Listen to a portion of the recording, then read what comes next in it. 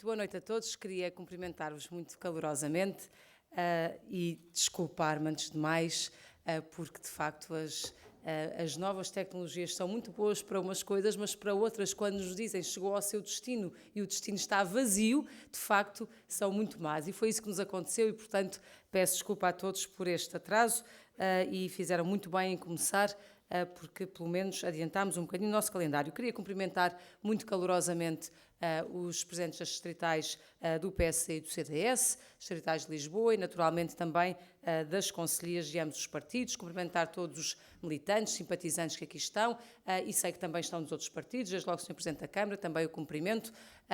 Dizer-vos que é um gosto ver como este tema suscita interesse em todos os quadrantes da nossa sociedade e percebe-se bem que suscita esse interesse, porque de facto, quando olhamos para todo o trabalho que temos vindo a fazer, enquanto governo, e governo suportado naturalmente pelos partidos que apoiam esta maioria, percebemos que há um imenso trabalho feito, mas há sobretudo a ambição de continuar a desenvolver este trabalho em prol do país. E é no fundo isso que nós queremos refletir hoje em conjunto e dizer hoje que muito foi feito, muito ainda há por fazer e estamos no bom caminho para que as coisas aconteçam. Hesitei se faria a apresentação, se não faria, mas como disseram que toda a gente tem uma publicação, pequena publicação, que resume um bocadinho aquilo que nas várias áreas foi feito, eu centrar-me-ia em algumas linhas gerais e depois peço desculpa por puxar a brasa à minha sardinha em algumas especificidades do setor agroalimentar e do crescimento deste setor, que eu acho que é um setor que nos pode trazer boas inspirações para o conjunto da economia, porque costumo dizer sempre, quando toda a economia portuguesa afundava, nos momentos mais difíceis deste nosso período, havia um setor que não afundava, não só resistia, como crescia. E esse setor era precisamente o setor da agricultura e do agroalimentar. E estando nós aqui no Conselho da Lourinhã, parece-me que é oportuno também referir essa matéria. Começar por dizer-vos que os desafios primeiros do Governo, que foram, desde logo, controlar as finanças públicas, controlar o nosso problema de déficit e de dívida, não foram nunca, na minha perspectiva, inimigos do crescimento económico e do desenvolvimento económico. E isto é muito bom que se diga. Posso dizer-vos que a primeira preocupação que eu ouvia por todo o país, todos os agricultores, era, Sra. Ministra, não conseguimos ter acesso ao crédito. Sra. Ministra, é muito caro. Os bancos não nos emprestam dinheiro. Lembro muitíssimo bem de ter visitado uma feira não muito grande, onde me diziam: tenho uma empresa no Canadá à espera dos vinhos, eu tenho os vinhos para vender, mas preciso de os engarrafar e não tenho quem me dê crédito para engarrafar, mesmo com a encomenda, mesmo com os contratos feitos. Ora, esta situação dramática que se vivia em 2011, hoje não existe. Hoje, com certeza que há a necessidade de preencher os critérios, de ir à banca, e nem sempre é fácil, mas pergunto a toda a gente: há extraordinária dificuldade? Os bancos estão fechados? Não, não estão. Pelo contrário, nós hoje assistimos a uma coisa muito interessante, que é ver todos os bancos com uma publicidade dedicada à agricultura. Isto quer dizer o quê? E o que vale para este setor, vale para os outros setores seguramente. Quer dizer que era condição indispensável de poder trazer liquidez, dinheiro para o fomento das empresas e para a atividade privada e para o crescimento económico, era fundamental ter as contas públicas controladas, porque da baixa dos juros da República decorreria também uma baixa de juros para a atividade privada. Aliás, recordam-se bem do debate todo em torno da União Bancária, tinha a ver exatamente com isso, em procurar-se um mecanismo para que as nossas empresas, simplesmente por estarem em Portugal e por serem portuguesas, não sofressem com aquilo que era o reflexo do elevado endividamento, dos elevadíssimos juros que Portugal, em dado momento, teve de suportar. Portanto, a primeira nota que eu vos queria deixar é isto. Não havia uma opção a fazer assim ou assado, primeiro isto ou depois aquilo, não, porque o estrangulamento era tal que ou se atacava de raiz o problema, ou muito podíamos nós tentar injetar dinheiro para este ou aquele aspecto, dinheiro que aliás não existia, como sabem, porque também não iria dar resultado. A verdade hoje, já aqui o ouvi, é que quando vamos consultar os juros da dívida portuguesa, percebemos que esta questão da união bancária, continuando a ser relevante, já não é para nós de tal forma essencial, uma vez que recuperamos juros. Aliás, temos hoje juros do Estado português que nunca tivemos na nossa história democrática. Isto é muito bom que se diga. Quando às vezes nos querem aproximar ou comparar com a situação hoje na linha da frente da Grécia, a resposta é: não há comparação possível. Nós temos juros, estamos financiados nos mercados, vamos pagar antecipadamente ao FMI, que aliás já disse que apresentámos uma proposta muito sólida, e vamos fazê-lo antecipadamente por uma simples razão, porque temos no mercado quem nos empresta o dinheiro mais barato. E, portanto, nós conseguimos ir buscar esse dinheiro mais barato, devolver o que pedimos emprestado mais caro e, com isso, poupar 500 milhões de euros aos contribuintes. Ora, este aspecto tem tudo a ver com o esforço grande que foi feito durante muito tempo, com sacrifício naturalmente para muita gente, e nós todos fizemos parte desse sacrifício, mas agora percebemos que temos condições para crescer sustentavelmente, de maneira que não tínhamos há 3 anos e meio atrás, quando Portugal foi resgatado da bancarrota em que se encontrava. Segunda nota que vos queria deixar: momentos de dificuldade são sempre momentos de maior engenho. É verdade que as pessoas, quando olharam, as empresas, quando olharam para o nosso mercado nacional a retrair, as pessoas a comprarem menos, com menos disponibilidade, às vezes até a tinham, mas não tinham à vontade e confiança para gastar o dinheiro, porque não sabiam o dia da manhã, e nós sabemos que em economia é mesmo assim que as coisas funcionam. Se as pessoas não sabem se dali a 1 mês ou 2 ou 6 vão ter emprego ou vão ter quem lhes pague o salário, então guardam o dinheiro que têm, e por isso nós num mesmo momento conseguimos observar esta coisa que foi, de repente, a poupança dos portugueses. Numa altura em que as pessoas tinham menos dinheiro, menos rendimento, a poupança dos portugueses aumentou. E essa poupança aumentou e também teve um aspecto positivo, que é ajudar. Mais poupança é naturalmente mais liquidez disponível para depois empregar na economia, dando crédito e ajudando ao financiamento das empresas. E, portanto, nesse tempo mais difícil, alguma coisa também foi mudando, que foi as pessoas mais cautelosas por um lado, por outro lado a pouparem um pedacinho mais, e as nossas empresas a terem de encontrar alternativas. E estas alternativas, que não estavam muitas vezes no mercado nacional, mas estavam no mercado internacional, e às vezes em geografias muito distantes. Posso dizer-vos que no setor agroalimentar, aliás, em todos tem aí uma página onde mostra bem, a página 5, onde mostra bem o gráfico das exportações, e vê-se que as exportações cresceram de forma consistente. Neste momento já ultrapassaram 40% do PIB, nós já estamos a tornar-nos um país exportador. E não só isso, cresceram de forma ainda mais significativa para fora da União Europeia, ou seja, diversificámos os nossos mercados de exportação.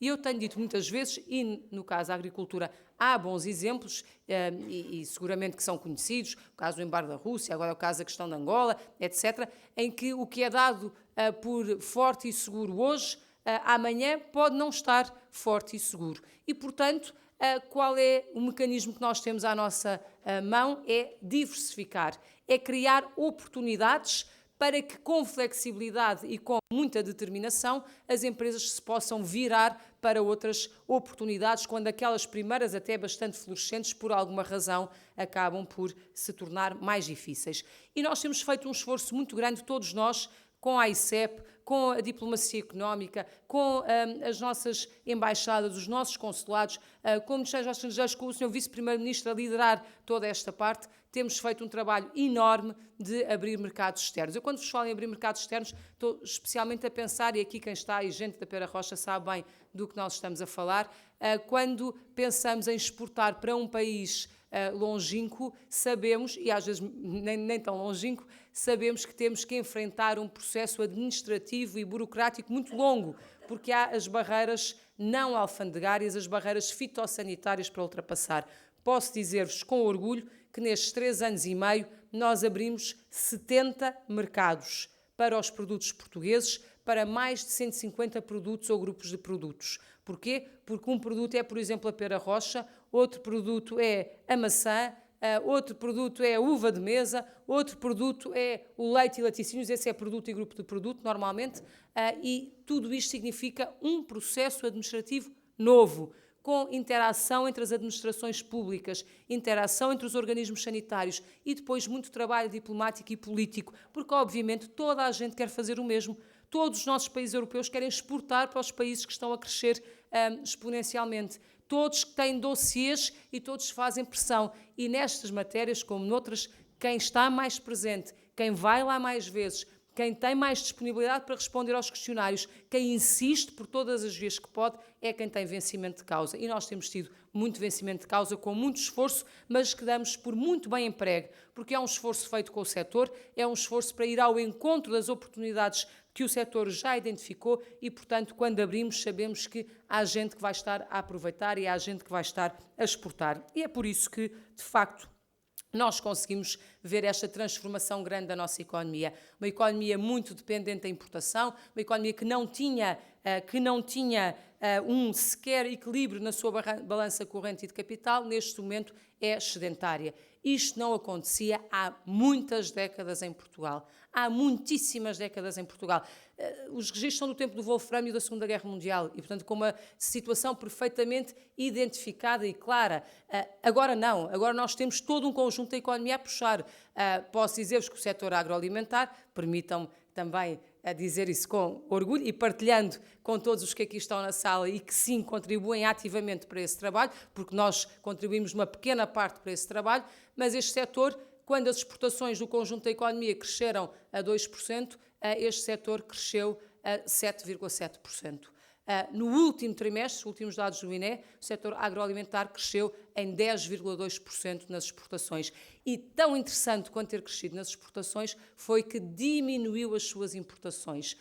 E também no ano 2014 diminuiu as importações em 2,5%. Quer dizer que nós, ao mesmo tempo, estamos a conseguir produzir mais para o nosso mercado interno, e nós temos um déficit agroalimentar, como sabem, e exportar. E estes dois movimentos conjuntos, exportar por um lado, por outro lado, diminuir importações, portanto, substituir as importações com produto nacional, isto significa que nós temos estado a diminuir o nosso déficit agroalimentar progressivamente. Portanto, neste momento ainda somos deficitários, mas a verdade é que em 3 anos reduzimos o déficit em mais de 1.300 milhões de euros. É muitíssimo. Neste momento o déficit é de 2,6 mil milhões de euros e o objetivo que o Governo traçou, e um objetivo que é essencialmente um desafio para o país, um desafio para o setor e, naturalmente, um compromisso do Governo em ajudar com os mecanismos que tem ao seu alcance. Esse objetivo de eliminar o déficit agroalimentar até 2020, eu acho que está em condições de ser plenamente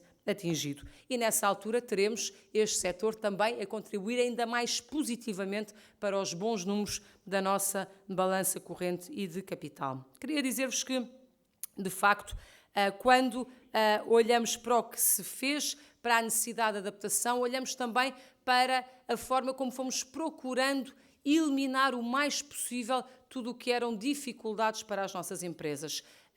Simplificámos muito, fizemos reformas estruturais profundas, fizemos reformas na área mais burocrática e administrativa. Eu acho que não houve nenhum setor de atuação, desde o ordenamento do território até à parte ambiental, até à parte do licenciamento industrial, até a tudo o que tem a ver com as várias interações entre os organismos, nada ficou sem ser mexido. Perguntar-me-ão, está tudo concluído? Claro que não, até porque faz parte da natureza humana termos mais ambição. E eu digo sempre, quando resolvemos um problema, aparecem mais 2 ou 3. Não é porque eles não existissem, é porque de repente problemas mais pequenos passam a ser relevantes, porque nós já resolvemos os essenciais. E isso é positivo, significa que estamos num caminho de mais ambição e de nos suplantarmos naquilo que são os nossos objetivos. E por isso, muitíssimo fizemos, que aliás tem tradução nos rankings internacionais. Os rankings internacionais são basicamente uma lista onde os países aparecem por ordem e querem dizer a quem tem dinheiro no mundo inteiro onde é que é melhor colocar o seu dinheiro, onde é que é mais fácil colocar o dinheiro, onde é mais fácil abrir uma empresa, onde é que a fiscalidade é melhor, onde é que temos a melhor legislação do ponto de vista laboral, onde é que temos os processos administrativos de licenciamento mais simples. E posso dizer-vos que quando nós subimos, e também tem essa informação na publicação que têm, quando nós subimos, creio que 15 pontos, 15 posições precisamente, num dos melhores, dos mais conceituados rankings internacionais, que se chama Global Competitiveness Report, de 2014, está na página 8, significa que houve muito trabalho de casa feito para isto ser conseguido. Não é um júri que um dia acorda e que decide, olha, Portugal, país simpático, fui lá de férias, vou pôr aqui mais uns pontos acima. Não é. É porque foi muito trabalho feito, foram muitos parâmetros analisados, foram muitas reformas, as ditas reformas estruturais, que ainda há quem diga que não estão feitas. Foram muitas reformas estruturais feitas para que depois possamos chegar aqui e ver estes números. Mas, obviamente, essa é uma parte. Outra parte é a parte, e essa sim continuamos a achar que temos ambição e devemos progredir para poder melhorar ainda mais a situação nessa matéria, é a matéria, naturalmente, dos impostos. Ninguém gosta de pagar muito. Nós sabemos que se pagarmos menos, estaremos a dar mais alívio às empresas, mais possibilidade para investirem e estamos a dar às famílias também mais desafogo para poderem reconquistar um consumo que também ajuda a puxar pela economia portuguesa. Ora, nesta matéria também não houve impostos relevantes que tivessem ficado por mexer. Houve uma reforma profunda do IRC, foi a primeira, e a primeira porque era a mais crítica para nós podermos motivar e estimular o investimento. Sem investimento não há criação de postos de trabalho, não há riqueza a ser gerada.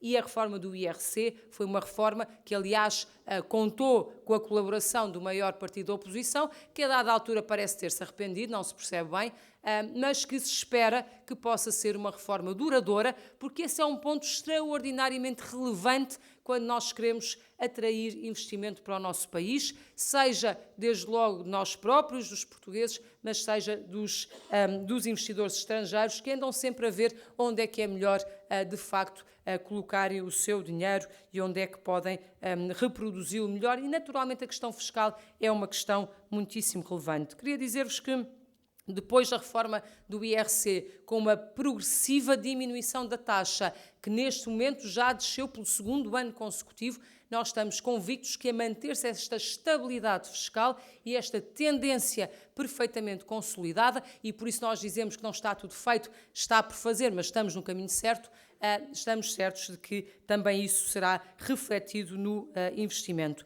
Mas depois do IRC veio o IRS, e nesta matéria foi possível fazer uma profundíssima reforma, mais de 500 alterações ao Código, e quem diz que a reforma não é assim tão relevante é porque, de facto, ela é tão abundante, tão técnica, tão detalhada, que um leigo como nós, eu apesar de ser professora de Direito, sou de Direito Privado e, portanto, o fiscal está mais longe dos meus interesses, a verdade é que nós não conseguimos apreender em toda a sua complexidade. Houve algumas ideias que ficaram, há algumas coisas que nós todos já percebemos, desde logo a simplificação em muitos domínios e também aquilo que é um ganho de sensibilidade familiar do próprio IRS, pela primeira vez com a introdução do quociente familiar, e permitam-me que faça esta referência porque é um tema que nos é muito caro no CDS e é talvez, a mim em particular, foi o primeiro tema, a primeira matéria que eu estudei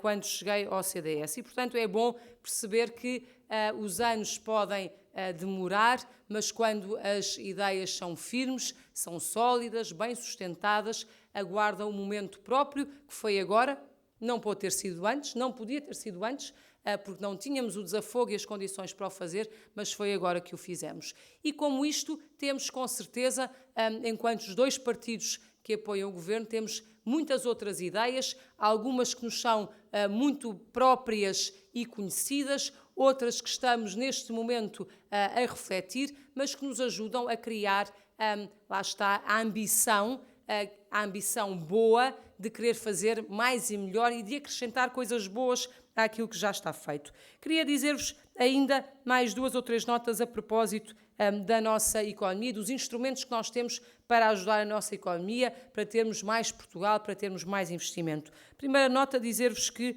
de facto, quando olhamos não só para o indicador das exportações, como, por exemplo, para o indicador do número de empresas que existem e das que cessam face às que são constituídas, também aí temos um dado positivo. Sabem que no conjunto da economia portuguesa, neste momento, por uma empresa que fecha, Há 2 novas que abrem portas, há 2 novas que se constituem. Já agora, permitam-me mais uma vez ser um bocadinho tendenciosa, no setor agroalimentar, por uma que fecha, 6,7 abrem-se.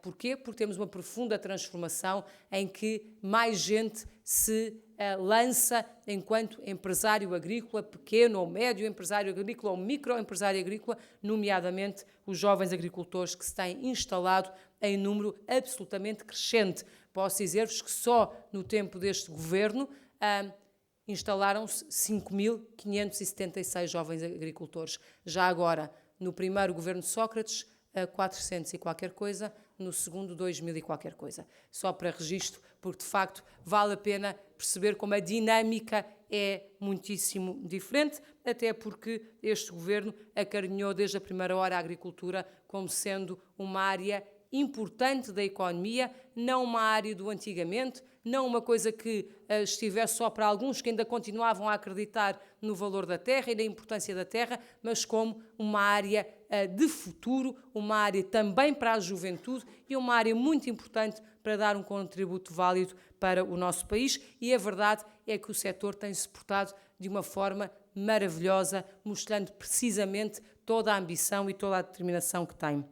Queria dizer-vos que, obviamente, que quando olhamos para números do desemprego, continuamos inquietos e sempre a pensar como é que nós podemos ajudar a que as coisas melhorem. Mas também vos posso dizer que, durante o tempo deste governo, nós tivemos um pico, que foi 17,7% de desemprego.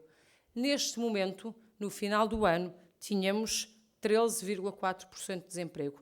2014, no seu conjunto, foram 13,9%. É muito, evidentemente que é muito, mas vejam a trajetória que foi feita.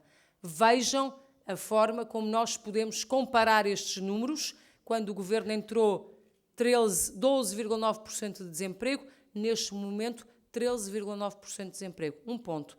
Desafio-vos a compararem com o tempo do governo Sócrates e a ver quantos pontos o desemprego galopou durante esse período. Quer dizer que continuamos preocupados, empenhados em encontrar soluções, desde logo aquelas que nos podem ajudar no imediato e dar algum desafogo, como as políticas ativas de emprego, como os regimes de garantia jovem e outros, mas também, essencialmente, aquelas que estão aqui, aquelas que têm a ver com mais investimento. Nós sabemos que o emprego não se cria por decreto, mesmo em países de grande abundância de dinheiro, isso normalmente não dá para uma grande sustentabilidade desses empregos. Os empregos criam-se essencialmente pela mão do dinamismo económico, pela mão das empresas privadas, que precisamente porque encontram espaço para a sua atividade, encontram mercado, seja ele internacional, seja ele interno, encontram capacidade para criar postos de trabalho e para gerar riqueza. E por isso, neste momento, estamos absolutamente empenhados em manter o bom nome que temos junto de Bruxelas. É bom que se diga e que todos nós tenhamos consciência disso. Em Bruxelas, nós somos um belíssimo exemplo de aplicação de fundos comunitários. Também somos bom exemplo para outras coisas, mas para a aplicação de fundos comunitários somos um belíssimo exemplo. Já foram referidos aqui os números do PRODER, desse orgulho muito particularmente, e são os que mais diretamente me dizem respeito. Neste momento, nós temos uma execução do PRODER 8 pontos percentuais acima da média europeia e vamos executá-lo em agosto. Julho, agosto, setembro, por aí. No verão estará totalmente executado e, no entretanto, já temos medidas abertas do PDR 2020 e já temos um calendário perfeitamente claro para que as pessoas saibam com antecedência e com previsibilidade quando é que abrem as medidas. Posso dizer-vos que somos o primeiro país da União Europeia a abrir a medida de apoio aos jovens agricultores, apoio à instalação dos jovens agricultores. Somos o número 1. E porquê? Porque essa é talvez a medida que mais me perguntam em todo o país. É aquela pela qual toda a gente me pergunta, e não só no país, quando vou lá fora, muita gente sempre, alguém tem um primo, alguém tem um sobrinho, alguém tem um filho, alguém tem um amigo que se quer instalar e que está a olhar para a agricultura. E por sabermos que era tão importante, depois de abrirmos a medida de apoio ao investimento e a medida da agroindústria, e não foi o jovem agricultor na altura, porque Bruxelas, essas duas nós abrimos ainda antes do programa estar aprovado, arriscando um bocadinho, mas com o suporte de Bruxelas, mas o jovem agricultor foi negociado até ao final e, portanto, na primeira oportunidade estamos a abrir e somos os primeiros ao nível europeu. Mas fomos o quarto a ter o acordo de parceria na sua globalidade aprovado, estamos na linha da frente dos programas operacionais aprovados e estamos neste momento já com candidaturas abertas, aliás, a concursos abertos aos quais municípios, CIMs, áreas metropolitanas, veja-se, áreas metropolitanas se têm candidatado e naturalmente significa que estamos a trabalhar bem. Temos 21 mil milhões de euros nos fundos estruturais, temos mais 4 mil milhões de euros no Fundo da Agricultura, temos mais 400 milhões de euros na área do mar, que aliás cresceu muitíssimo. O nosso desejo é colocá-los tão cedo quanto possível e já estão muitos a ser colocados à disposição das empresas, à disposição dos empresários e dos empreendedores. A nossa preocupação é que nenhum euro fique do lado do Estado. Esse é o tal outro instrumento que nós temos para ajudar. A preocupação é que todos os instrumentos que nós temos, todos os euros que nós temos, que possam ser postos à disposição da economia, à disposição essencialmente das empresas, numa lógica competitiva, procurando avaliar os bons projetos e sabendo que se já estamos muito mais competitivos com uma boa aplicação dos fundos comunitários, ainda mais estaremos. Tem nas vossas publicações mais detalhes sobre os fundos. O que eu vos posso dizer, e para não ser muito maçadora e explicativa, é que este desenho é um desenho que procura precisamente que os fundos sejam a alavanca do crescimento económico e que não sejam o cavar da dívida pública, porque no passado vimos isso muitas vezes. Eu própria tive ligação direta a essa matéria durante o tempo que tive comigo o ambiente e os problemas das infraestruturas das águas e dos buracos que nós tínhamos por todo o país, e muitos tinham a ver com a facilidade do dinheiro, com a ambição dos projetos, com o mau dimensionamento e, na prática, havia dinheiro para gastar, então vamos gastá-lo e vamos fazer maior e mais bonito, quando, na verdade, se cuidava pouco de olhar para as contas e de perceber como é que depois se mantinham essas infraestruturas maiores e mais bonitas. Ora, esse tempo é um tempo ao qual nós não queremos voltar, queremos utilizar bem os fundos, naturalmente, queremos utilizá-los pondo-os ao serviço das empresas, ao serviço da economia, queremos usá-los com certeza pelo Estado, quando isso for relevante e oportuno, mas aí também com muita cautela, selecionando muito bem o que se vai apoiar e desde logo, por exemplo, procurando ter uma administração cada vez mais ágil, mais simples e mais próxima dos cidadãos. E é isso que nós todos pretendemos, ter um Estado que não seja um empecilho, mas que seja um coadjuvante de um processo de crescimento. Ter um Estado que, em vez de embaraçar, é aquele que está à frente para procurar ter as soluções mais simples e, quando elas não são as mais simples, que rapidamente as corrige e rapidamente as pode melhorar. Temos feito esse esforço em muitíssimos domínios. É um esforço que nunca está acabado, mas temos a enorme ambição de o continuar.